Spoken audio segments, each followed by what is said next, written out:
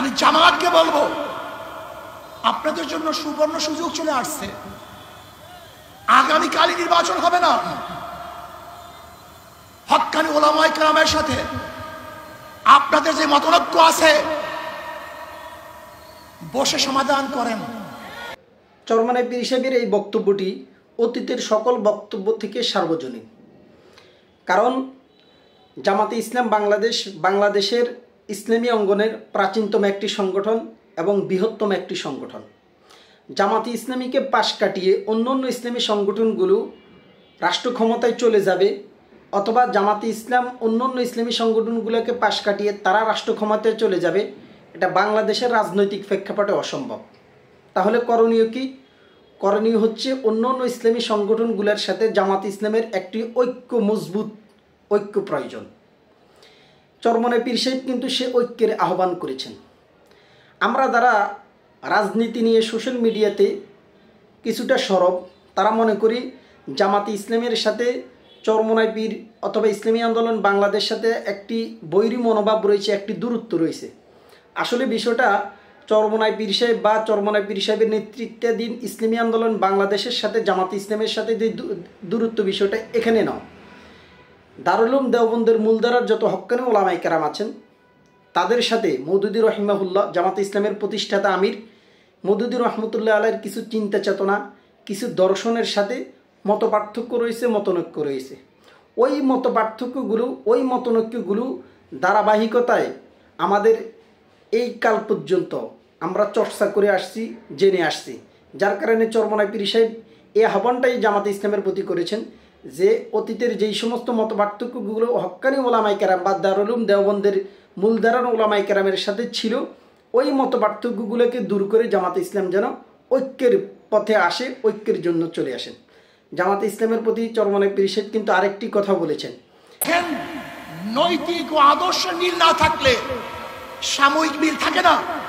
বিএনপির সাথে আপনাদের চরম দোস্তি ছিল, একই সাথে আন্দোলন সংগ্রাম করেছেন, কিন্তু আদর্শ নৈতিক মিল না থাকার কারণে উভয় প্ল্যাটফর্ম ভিন্ন হয়ে গেছে।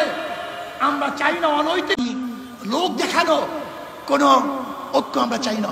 আমরা চাই টেকসই স্থায়ী ঐক্য, যে ঐক্য হবে আর কোনোদিন ভাঙবে না, ফাটল হবে না।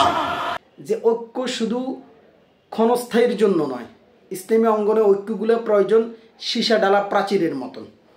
অতীতে জামাতে ইসলামের সাথে বিএনপির সাথে কিন্তু ঐক্য ছিল। বিএনপির আদর্শ আর জামাতে ইসলামের আদর্শ কিন্তু এক না। বিএনপি গণতন্ত্র চর্চা করে, জামাতে ইসলাম যদিও গণতান্ত্রিক দলের সাথে জোটবদ্ধ, কিন্তু তাদের চিন্তা চেতনা আদর্শ হচ্ছে ইসলামী খেলাফত।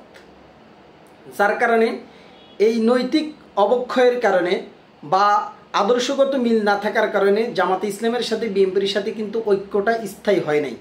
এখন দুইটা প্ল্যাটফর্মে কিন্তু রাজনীতি করতেছে।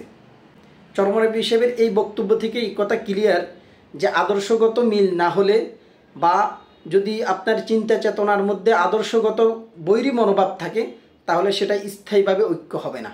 এর জন্য আমি জামাতকে বলবো, যদি আপনি মনে করেন আমাদেরকে কোনো রকমের বুঝিয়ে শুনিয়ে বর্তমান নির্বাচনের এই তরি পাড়ি দিবেন, এটা আমাদের দ্বারা সম্ভব না।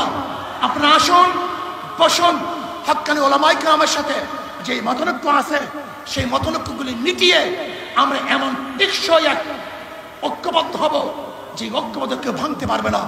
তিনের এই বক্তব্য দ্বারা এটাই সুস্পষ্ট প্রমাণ হয় যে অতীতে বড় বড় রাজনৈতিক সংগঠনগুলো ছোট ছোট রাজনৈতিক সংগঠনগুলোকে, ইসলামিক সংগঠন বলেন, অন ইসলামিক সংগঠনগুলোকে বলেন, নির্বাচন যখন ঘনিয়ে আসে তখন তারা তাদের সাথে একটা জোটবদ্ধ হওয়া বা ঐক্য করার একটা পায়তারা করে, একটা কৌশল অবলম্বন করে। ছোট ছোট রাজনৈতিক সংগঠনগুলোকে কৌশলে সিট বা ক্ষমতার লোভ দেখিয়ে তাদের সাথে যখন ঐক্য করে, যখন তারা রাষ্ট্র ক্ষমতায় অধিষ্ঠিত হয়, তখন কিন্তু এই সমস্ত ছোট ছোট দলগুলোকে তাদের মতামত বা তাদের আদর্শগত চিন্তা চেতনাকে তারা উপেক্ষা করে তারা একক সিদ্ধান্তে তাদের রাষ্ট্র ক্ষমতা পরিচালনা করে বা তাদের দল পরিচালনা করে। এই জন্য চরমনাই পীর সাহেব এই কথাটাই বুঝিয়েছেন যে সামনে যে নির্বাচন আসতেছে, এই নির্বাচনের আগে মানে ইসলামী আন্দোলন বা অন্যান্য ইসলামী সংগঠনগুলোকে বুলিয়ে বা লোভ দেখিয়ে আপনি নির্বাচনে অংশগ্রহণ করাবেন, নির্বাচনে জয়ী হওয়ার পরে তাদের মতানৈক্যকে উপেক্ষা করবেন, এই জন্য কিন্তু ইসলামী আন্দোলন প্রস্তুত না। এমন নরবরে ঐক্যের জন্য ইসলামী আন্দোলন টোটালি প্রস্তুত না। যদি ঐক্য করতে হয় তাহলে অবশ্যই সীসাডালা প্রাচীরের মতন মজবুত ঐক্য করতে হবে। তার জন্য এই দুই সংগঠনের মধ্যে যে বৈরী মনোভাব আছে বা দেওবন্দি ধারার হক্কানি ওলামায়ে কেরামের সাথে জামাতে ইসলামের সাথে যেই মতনৈক্য বা মত পার্থক্য আছে, মওদুদী রহমতুল্লাহ আলাইহির চিন্তা চেতনা বা আদর্শগত যেই বিপরীত আছে, যেই মত পার্থক্য আছে, সেগুলোকে দূর করে যদি জামাতে ইসলাম আসে, অবশ্যই কওমি অঙ্গনের সকল সংগঠন সাদরে জামাতে ইসলামকে গ্রহণ করবে।